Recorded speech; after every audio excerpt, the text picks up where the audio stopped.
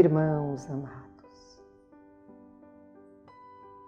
hoje mais uma vez aqui nos encontramos e sob as luzes dos ensinos do Cristo que se adentram na acústica da alma, no escrutínio de cada ser, nós nos permitiremos a indagação. O que tem promovido os ensinos do Cristo, a luz do Espiritismo, modificando a nossa forma de ser? Como temos nos utilizado dos recursos ofertados calidamente pelo Cristo através da doutrina espírita, para que não seja necessário o uso do sofrimento como recurso de ensinamento. Ou em outra abordagem,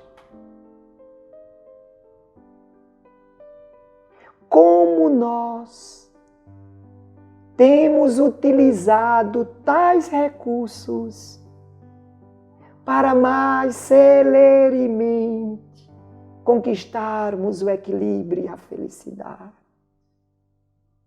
Quando os nossos olhares dos dias de hoje se debruçam por sobre a sociedade de outrora e voltamos, o que fazemos diferente? Diferente no sentido de gravitarmos mais próximos em torno dos ensinos de nosso Senhor Jesus Cristo.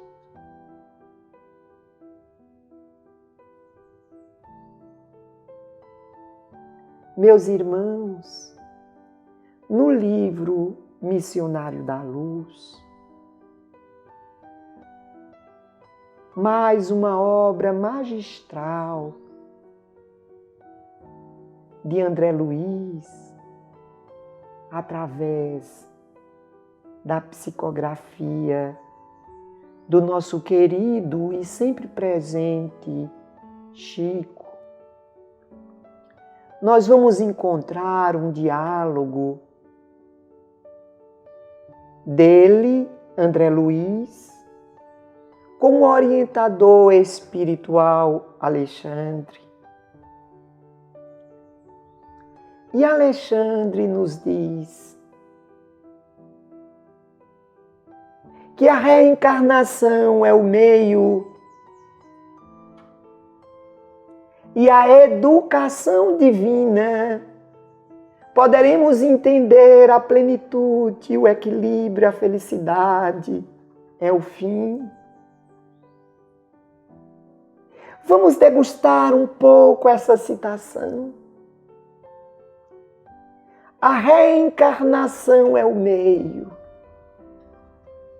A educação divina é o fim, é o propósito, é o desiderato.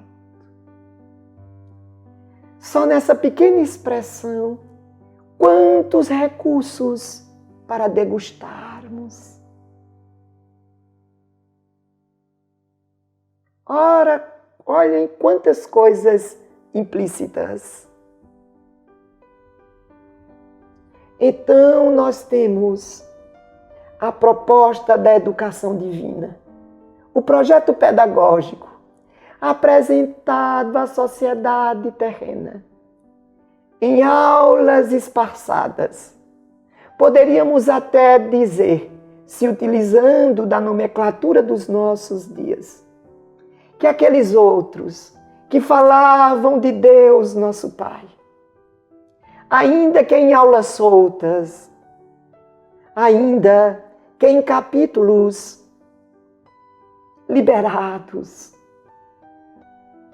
nós poderíamos dizer que por vezes isso se mostra tão distante.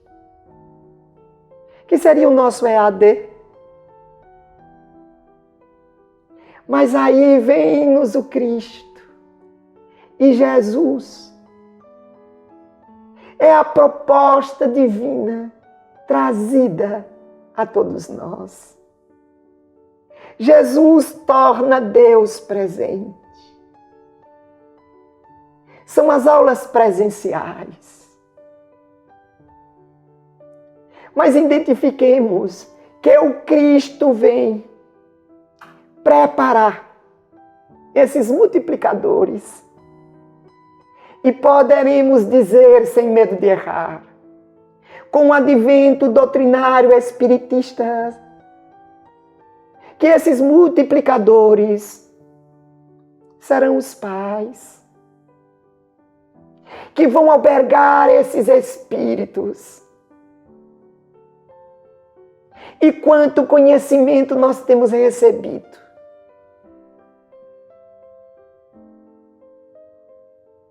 Quando nós nos permitimos os estudos da Epístola dos Hebreus, que tem no seu propósito maior apresentar o Cristo como sacerdote divino. E todos aqueles que seguem Jesus, igualmente sacerdotes, nós poderemos entender, já que sacerdote é aquele que intermedia, que nós, os pais, seremos os intermediadores de Deus, para que os espíritos matriculados no educandário da carne percebam este propósito divino, para que a gente materialize a proposta pedagógica divina na prática, no modus vivendi destes espíritos.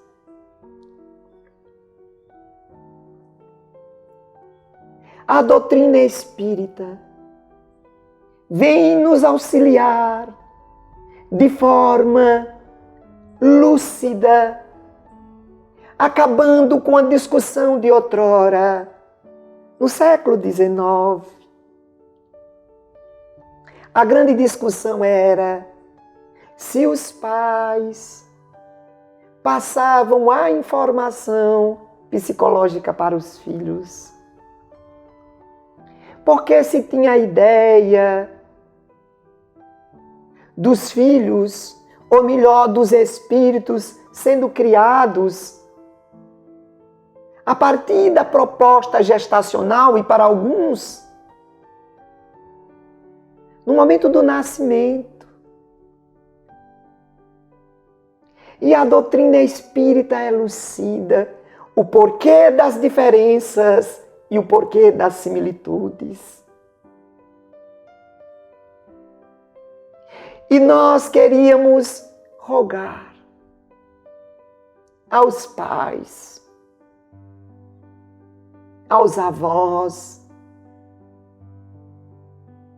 que são aqueles pais pós-graduados, aqueles pais com mestrados,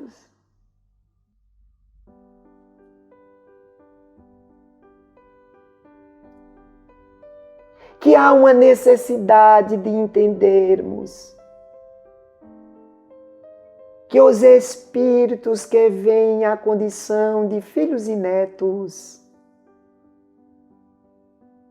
são, antes de tudo, filhos de Deus, onde Deus nos concede a oportunidade de melhorá-los,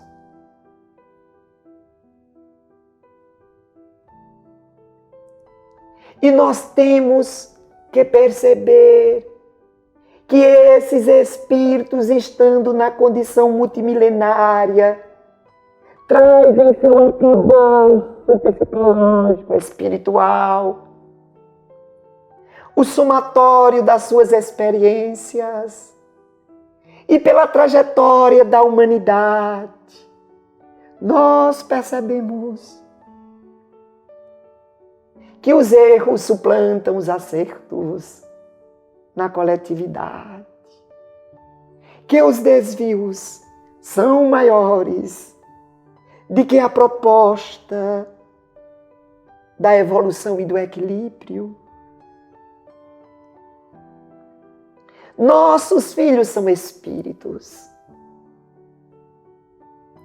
E como é importante este ensino.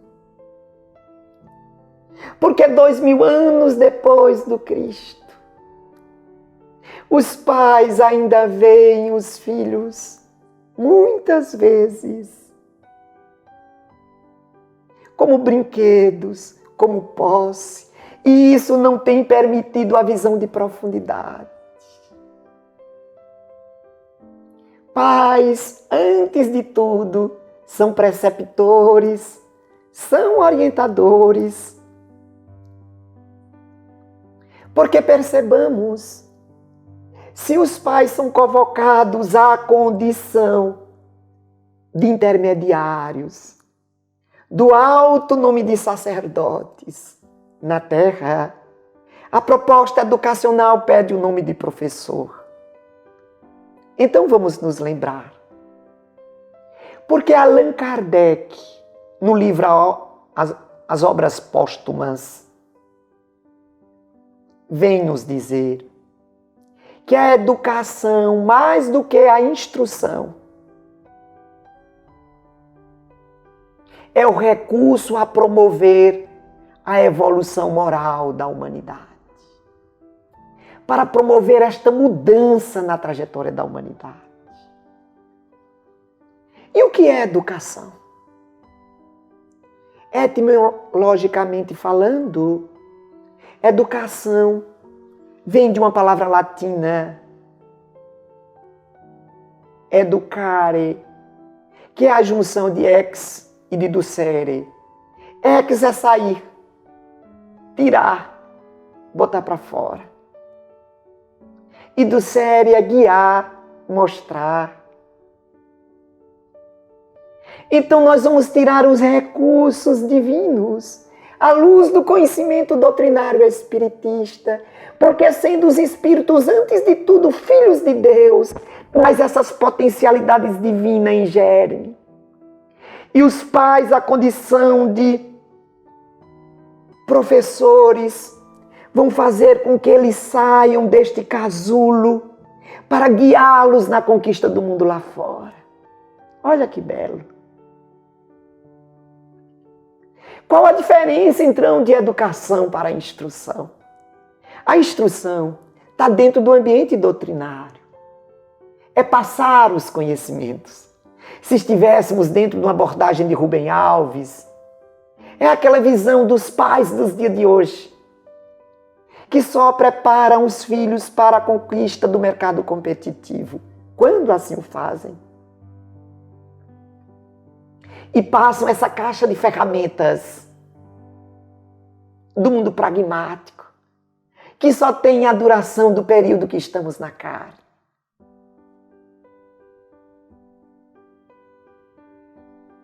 Esta é a parte doutrinária, essa é a parte da instrução. A gente poderia nesse instante tornar doutrinação e instrução sinônimos dentro dessa abordagem espiritista. E poderíamos dizer que educar e evangelizar também está dentro desta proposta de sinonomia. Evangelizar é passar a visão em profundidade. E passar a visão da vida em profundidade é ensinar os filhos a olharem com os olhos da alma, com o olhar do coração, que é o essencial, segundo Antoine de Saint-Exupéry.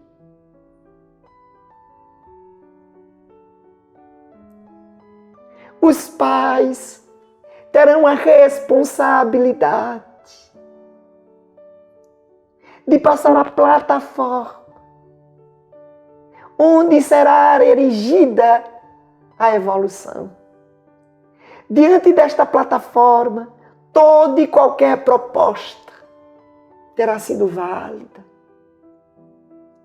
Se o teu filho for um empresário, um profissional liberal, bem-sucedido, um funcionário com destaque na plataforma do Evangelho,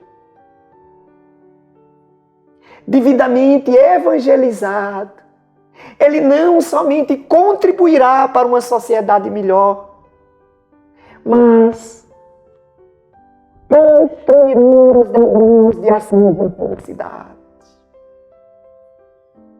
Esta mesma plataforma, diante da doença dita incurável, da separação, de um ofuscamento profissional, de uma dificuldade que nós, à luz do conhecimento espiritista, chamamos de karma, ele conseguirá perceber que o grande fanal existencial não é para a conquista do mundo lá fora, mas é para a conquista do mundo íntimo.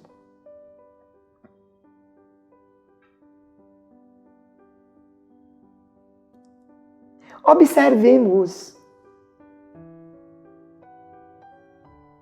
o que nós temos nos permitido. Existe, à luz do conhecimento doutrinário espiritista, uma vasta bibliografia. Nós poderíamos falar de Hermínio Correia de Miranda, nossos filhos são espíritos. Nós poderíamos falar da pedagogia do amor, mas nós queríamos pedir aos pais, aos avós, para que lessem o capítulo 14 do Evangelho segundo o Espiritismo. Especificamente os itens 8 e 9. O item 8 é uma orientação de Allan Kardec.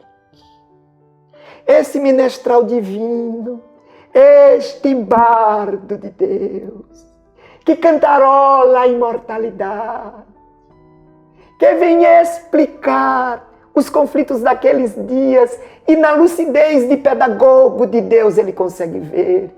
E ele inicia dizendo que os laços de sangue, a consanguinidade, nem sempre traduz a afinidade. Que existem os laços, os liames do espírito que transcendem. E aí nós vamos encontrar as condições causais.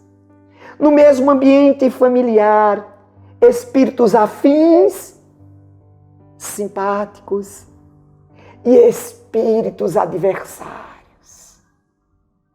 Irmãos em conflitos, em litígios, marido e mulher. Como tudo à luz do conhecimento espiritista se elucida. Porque o item 9 deste mesmo capítulo é uma comunicação de nada mais, nada menos que um daqueles que fez o nome na doutrina tradicional, no cristianismo, na patrística, Santo Agostinho, ou Agostinho de Hipona, que vem nos falar dessas diferenças, como acontece a aproximação, como a família é a oficina de reajuste de Deus. E nós teremos a oportunidade, na brevidade dessas duas leituras, tanto percebermos. Porque vejamos na prática, quando nós temos conhecimento que os nossos filhos são espíritos multimilenares e que durante o período da infância, os pais têm que observar as suas tendências. Olhemos uma visão de profundidade. Se nós tivermos uma visão de profundidade, até comporta a visão periférica, a visão superficial. Do que estamos falando? Não tem nada demais se os pais se colocarem à condição de preceptores e começarem a observar.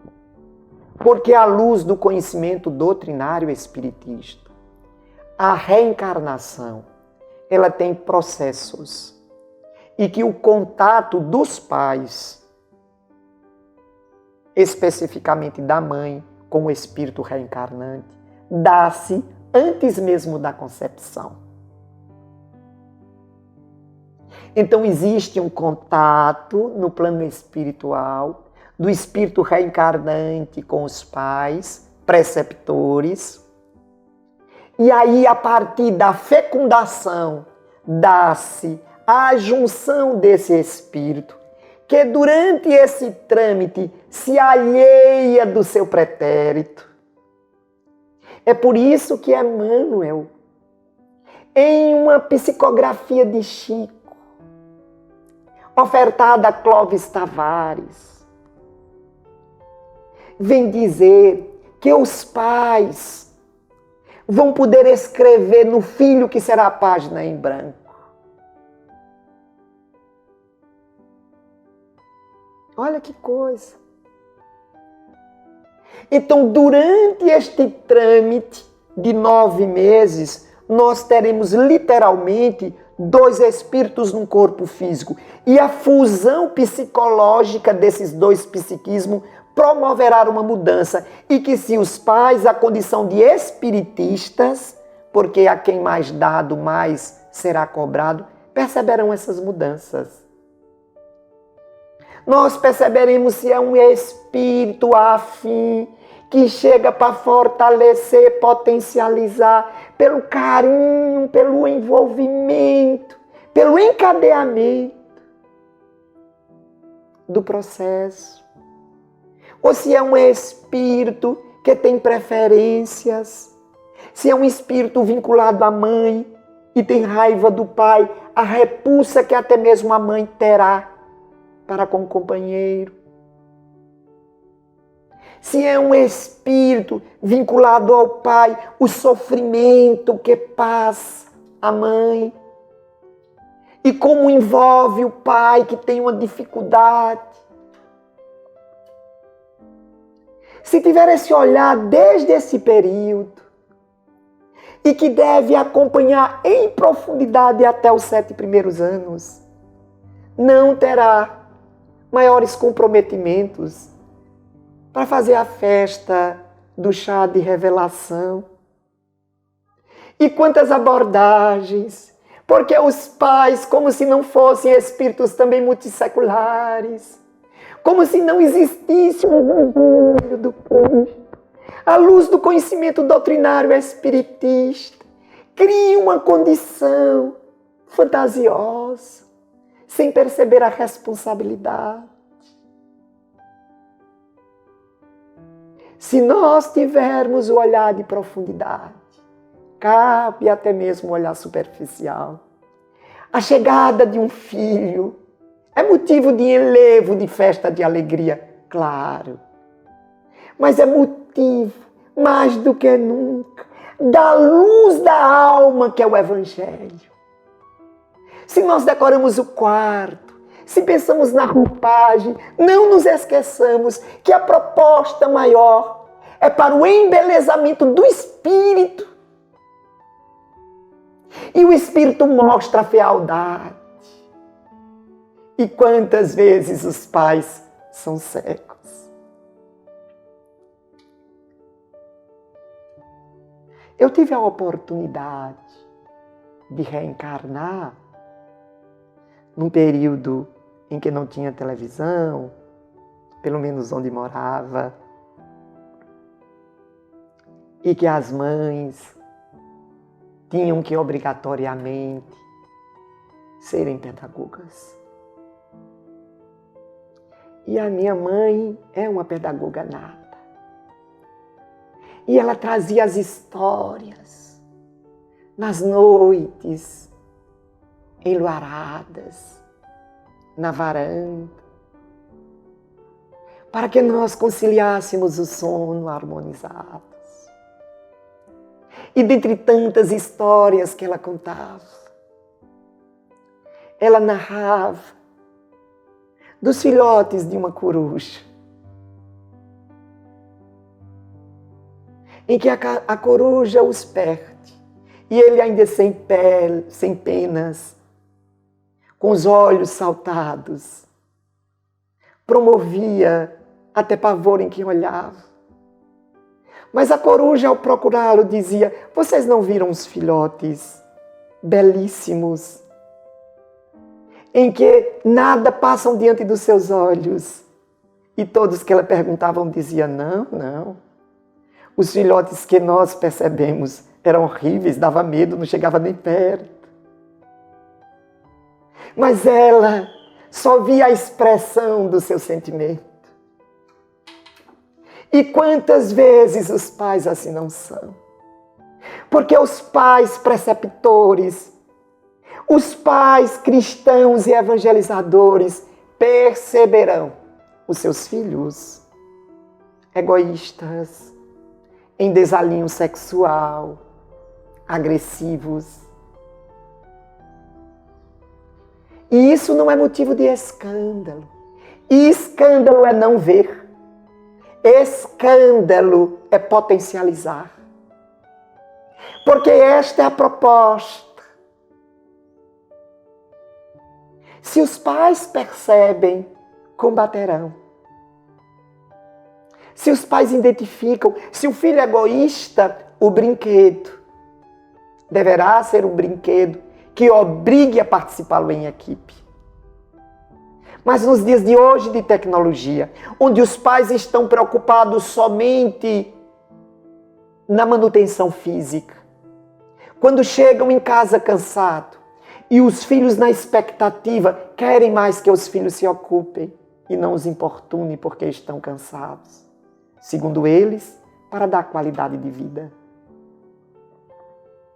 E os componentes eletroeletrônicos deixam os filhos em suas ilhas, cada vez mais distantes da realidade. O olhar de profundidade perceberá que o domingo, no período que era permitido a reunião em um restaurante, antes da pandemia, ainda assim estavam próximos fisicamente, mas distantes pelos recursos dos smartphones, cada um no seu mundo. Tiravam as fotos, as selfies, no ambiente físico, unidos, no ambiente espiritual, distantes. Os pais têm que perceber que o comportamento exemplo arrasta, estrutura. Qual deve ser o comportamento dos pais? Para ajudar nessa educação do afeto, nesta educação do sentimento, identificando em suas bases as necessidades que serão prioritárias. Nós temos buscado esse conjunto, esse cortejo material, até a procura da escola que capacite para este mercado, que torne o nosso filho capacitado para enfrentar este mercado. E muitas vezes o filho já traz na sua bagagem o despotismo, a excentricidade, o egoísmo. Muitas vezes o filho traz da reencarnação passada, onde ele vivia em uma condição abastada, a soberba. E os pais não percebem que este veio em uma condição de humildade para trabalhar. E se comprometem em dívidas para botar numa escola cara. E não percebe que esse filho é um tirano doméstico. Como nós modificaremos o adulto à condição de um vaso que já foi ao forno ou a criança que é argila maleável? Em que momento será mais fácil a modificação? Porque até mesmo no campo, da religião ou da espiritualização. Como nós nos equivocamos. Olha o quão cômodo é o batismo na infância. Porque em sua estrutura original, o batismo era para adultos. Deixa-nos trazer um ambiente. O batismo é uma palavra que, na sua criação, está vinculada ao tingir. Explico. Era que as roupas, vindo da lã, tinham uma cor natural. E as pessoas que tinham mais recursos compravam tintas, botavam em grandes tachos no fogo, dissolviam essa tinta e quando a água estava fervendo, mergulhava as roupas e essas roupas saíam impregnadas daquela cor. Isso era o batismo. A ideia com o cristianismo era que nós, mergulhados no Evangelho do Cristo, saíssemos impregnados de Jesus. Esta era a ideia. Se os pais, olha que coisa bela, se batizassem,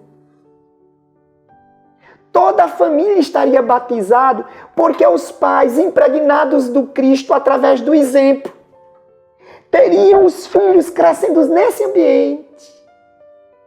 Eis porque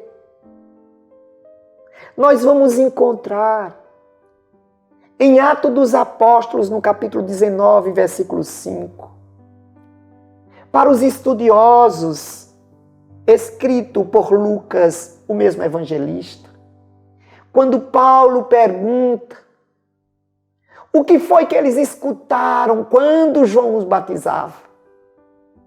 E neste verso ele diz, escutando, batizou-os. Se escutarmos, se tivermos o chamar, se nos impregnarmos do Cristo, se há necessariamente um marco da nossa mortificação, para que possamos dizer o que Paulo, em sua epístola aos Gálatas, no capítulo 2, nos diz. Já não sou eu mais que vivo, mas Jesus que vive em mim. Meus queridos irmãos,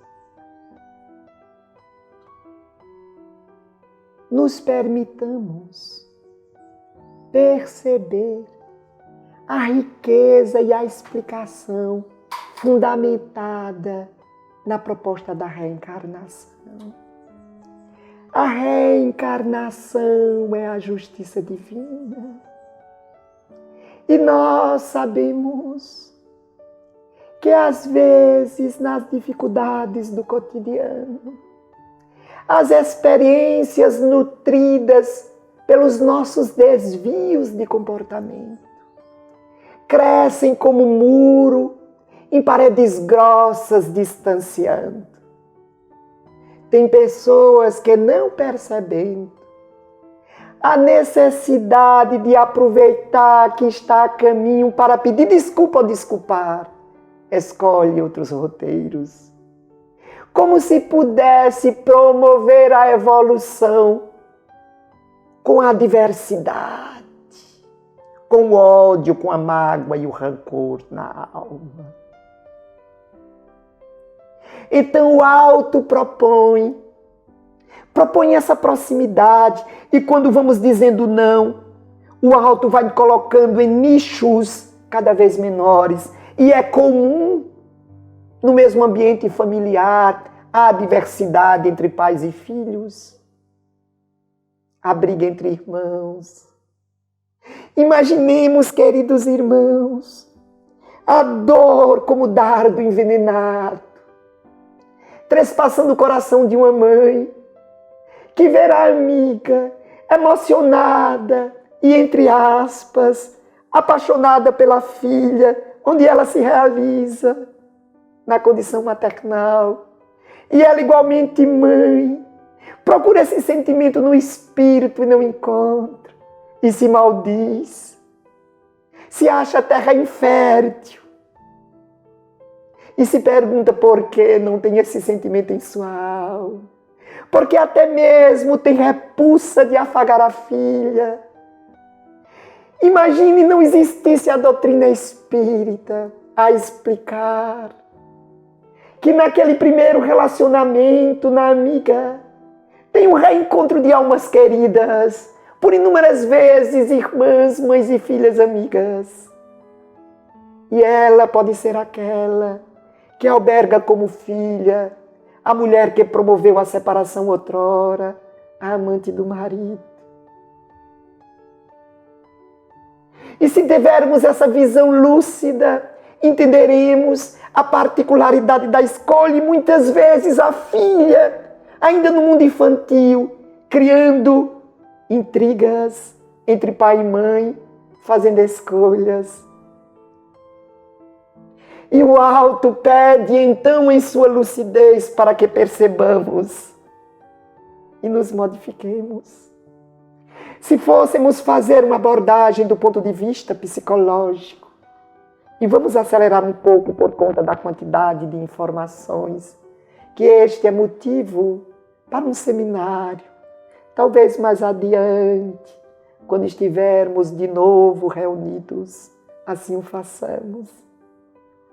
Imaginemos, pois, sob uma ótica psicológica, com a luz do conhecimento doutrinário espiritista. O espírito vai reencarnar. Então, Alexandre, lá no livro Missionários da Luz, explica que existem os mecanismos reencarnatórios. Mecanismos. E as condições das intercessões espirituais, dependendo da bagagem, das conquistas e dos merecimentos dos espíritos reencarnantes. Imaginemos que na diminuição desse corpo espiritual, desse interstício perispiritual, vem um alheamento ao passado. Mesmo porque nós teremos uma condição perispiritual erradicada no sangue, como mesmo Alexandre explica. E aí, vejamos as interferências. Primeiro, a influência do psiquismo da mãe no espírito reencarnante, que se encontra mergulhado literalmente em sua condição fisiológica e psicológica. Nós vamos ter o envolvimento do pai, nós vamos ter a influência familiar, a influência da sociedade e a carga pretérita desse espírito reencarnante e a condição multimilenária. Até os 7 anos, este espírito, ele não terá acesso de uma forma lúcida a este passado, a este pretérito. Então vamos tentar criar uma analogia. Vamos dizer que esta água de ontem, as experiências sejam uma água, mas elas se encontram represadas neste ambiente reencarnatório e que vai começar a desaguar.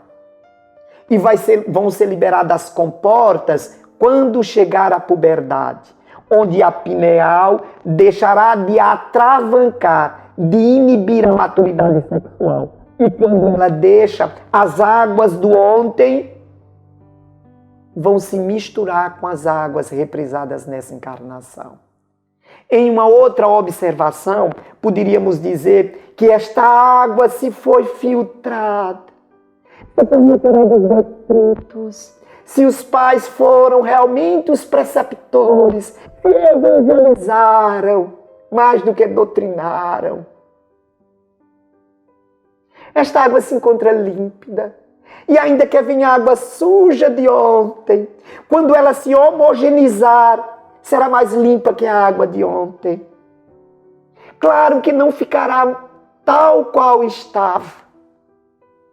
Mas eis porque a evolução é gradual. Mas não tem como os pais não perceberem nesta água que se avoluma de ontem, no período da adolescência. E nós precisamos despertar para a adolescência dos nossos dias. Como está difícil ser adolescente nos nossos dias. Pelo mundo das formas, pelo mundo das aparências, por esta condição que os reality shows trouxeram, pela condição das redes sociais, de todos serem protagonistas, de todos apresentarem as formas exuberantes, o que tem de mais caro, de mais bonito.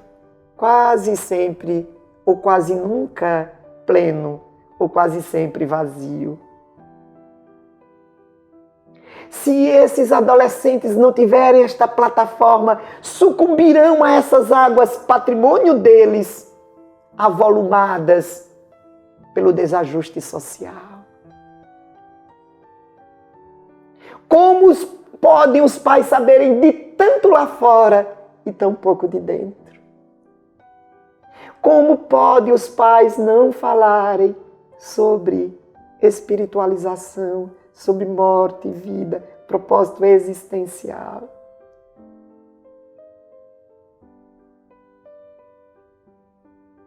Eis que se faz necessário esta observação lúcida.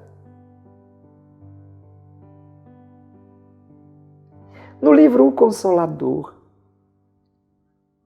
o sábio venerando Emmanuel responde que se os pais tudo tiverem feito e os filhos ainda assim não tiverem evoluído, fizerem as escolhas erradas, o que acontecerá?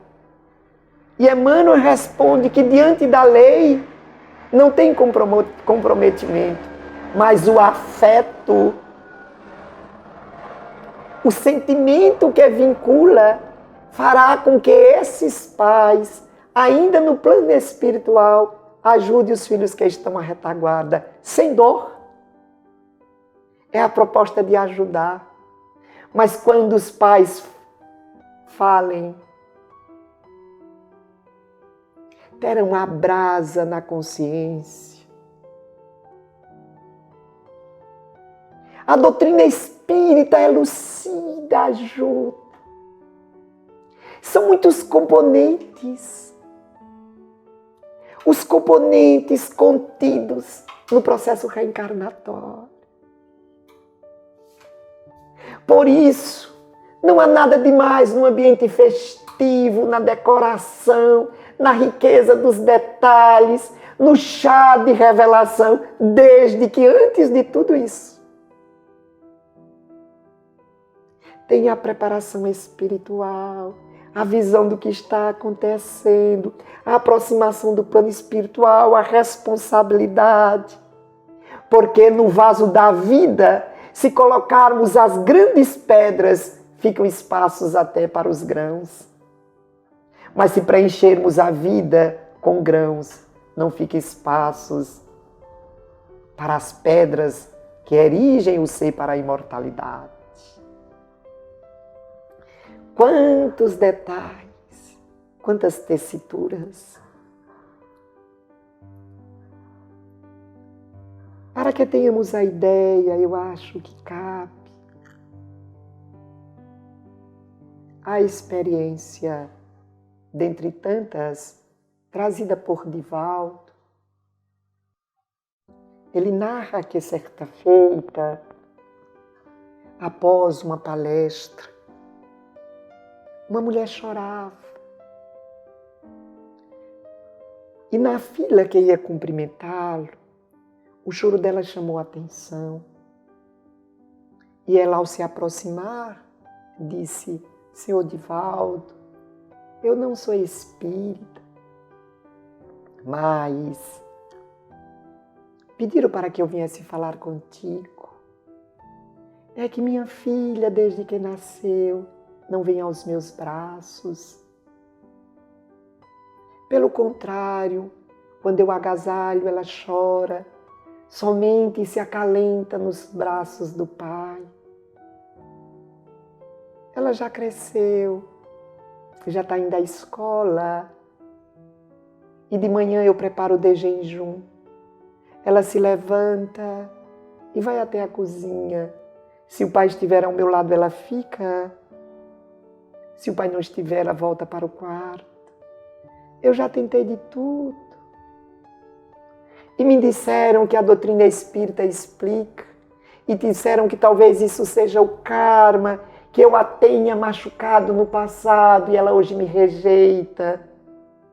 Eu sou mãe, me ajude a conquistar a minha filha. Isso foi karma, isso é o karma. E Divaldo pede um momento e diz: Joana de Ângeles diz que o processo não é kármico. Joana diz que esse processo se deu e você se recorda do dia em que ela nasceu, da loucura que foi, apesar do carro estar na garagem, o marido chamar um táxi. E ela diz: eu lembro. Depois olha para ele e diz: como é que você sabe? E Divaldo diz: essa é outra história. Você lembra como foi a loucura no hospital, o trabalho dos médicos, o trabalho da equipe de saúde? Lembra que o médico depois botou a cabeça de lado da cortina e lhe perguntou se você queria menino ou menina? Ela disse: eu lembro. E você respondeu: eu respondi que queria menino, porque meu marido queria para acompanhá-lo ao estádio. E Divaldo disse: então, ela entendeu isso como se você a rejeitasse. Ela disse: e agora, seu Divaldo? E Divaldo diz: você deve falar com ela enquanto ela dorme, dizer que a ama. Ao longo de algumas noites, quando tiver uma notícia, me avise, lhe passou o endereço. Divaldo narra que um tempo depois recebi uma carta e que nas entrelinhas a mulher dizia: Senhor Divaldo, eu fiz como o senhor me disse. E confesso que nas primeiras semanas, nos primeiros meses, não vi mudança. Mas eu não parei, às noites enquanto ela dormia, eu ia, a afagava. No começo ela se acordava quando eu entrava, depois foi me aceitando. E eu não somente passava a mão nos seus cabelos, mas dizia de minha alma o quanto eu a amava, o quanto eu me realizava sendo mãe dela. E um dia, como de costume, eu estava na cozinha sozinha, escutei seus passos. E era-se sabido que ela voltaria, porque o seu pai não estava ao meu lado. E não escutei os passos voltando. E pareceu-me chegar a voz dela dizendo: mãe. Aquilo já acelerou o meu peito. Eu parei os movimentos. E escutei quando ela disse: mamãe. E eu não me contive, larguei tudo e me voltei. E ela com lágrimas nos olhos dizia: mamãe, você me ama. Você me ama, mamãe. Porque há muito tempo atrás eu tive um sonho em que você dizia que me odiava. Mas de uns dias para cá, todas as noites eu sonho você dizendo que me ama. Tu me amas, mãe. Eu me atirei aos seus pés a lhe beijar e a declarar o meu amor. Dentre outras coisas, ela agradecia. Mas ela não agradecia a Divaldo para nós. Ela agradecia a doutrina. E a doutrina espírita. Só você, pelos veios capilarizados. E para você,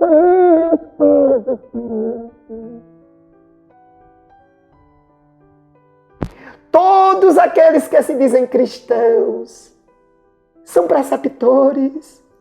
Os padrinhos são aqueles atentos, os cristãos, que muitas vezes veem os pais deslumbrados com o nascimento, sem olhar de profundidade, e os orientam. Porque às vezes, estando de fora, fica mais fácil ver os deslizes comportamentais dos filhos. Porque na mesma poesia, Clóvis Tavares dizia que a família é a oficina, que os pais são os técnicos e o Espírito. É a oportunidade do ajuste. Santo Agostinho assevera que nós responderemos a Deus nosso Pai quando retornarmos às esferas espirituais. Quando Ele nos perguntar: o que fizeste dos meus filhos que vos dei para cuidar? O que nós temos feito diante de um mundo que deambula, diante de uma sociedade perdida? Já que agora estão e os pais se encontravam tão ausentes, animados pela conquista do mundo, tornando seus filhos despóticos, tiranos. Agora percebemos que o lar é a base, é a pedra angular, é a plataforma, e a responsabilidade dessa construção é dos pais. E não adianta conquistarmos o mundo lá fora e perdermos a alma. Quantos filhos têm escrito na sociedade, com tantos seguidores e espiritualmente perdidos?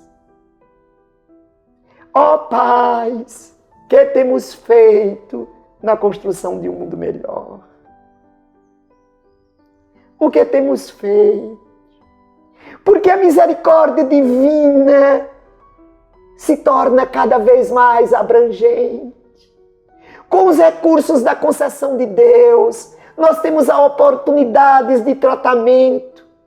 E ontem, onde algumas mulheres não poderiam ser mães, através da concessão divina, por meio do conhecimento acadêmico, essas mulheres poderão ser mães.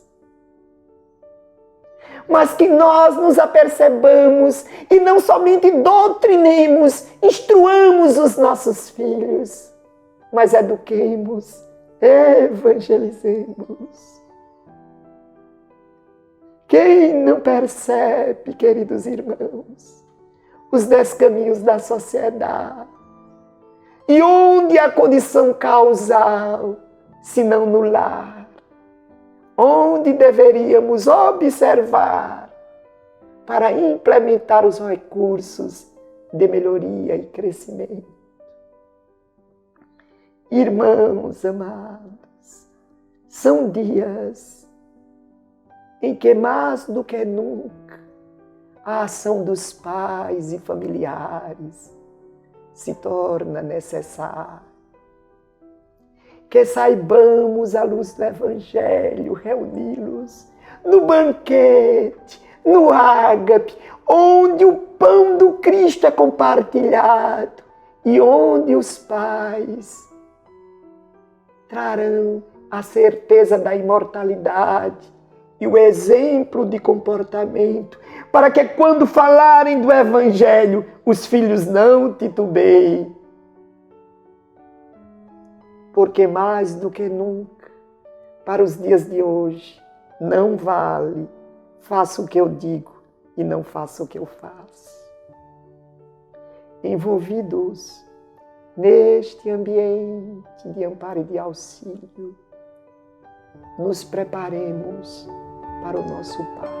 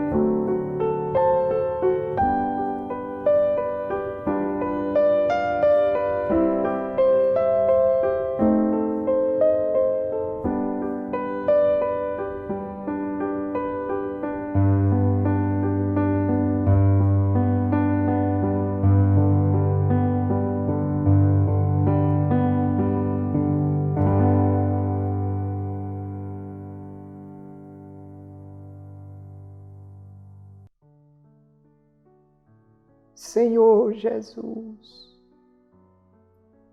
albergados pelas luzes dos teus ensinos, claros, nos tornamos mais confiantes, não em nós mesmos, mas na tua presença constante.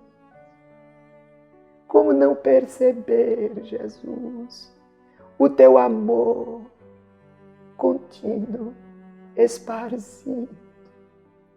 Como não perceber a ação dos benfeitores amigos, dos espíritos tutelares, familiares? Jesus amado, irmão amigo, agora que as lágrimas lavaram nossa alma, que a angústia potencializou a nossa busca pela conexão com Deus nosso Pai, onde o teu evangelho mais do que nunca é o caminho, e onde o lar é a tenda de encontro, para que nós iniciemos os passos de sermos um só rebanho, com um só pastor. Nós queremos te agradecer. Muito obrigado, Jesus. Porque apesar de todas as nossas negativas indiferenças aos teus ensinos, tu permaneces conosco, como já dizias, até o fim de todos esses tempos de equívocos. Não nos deixaria órfãos.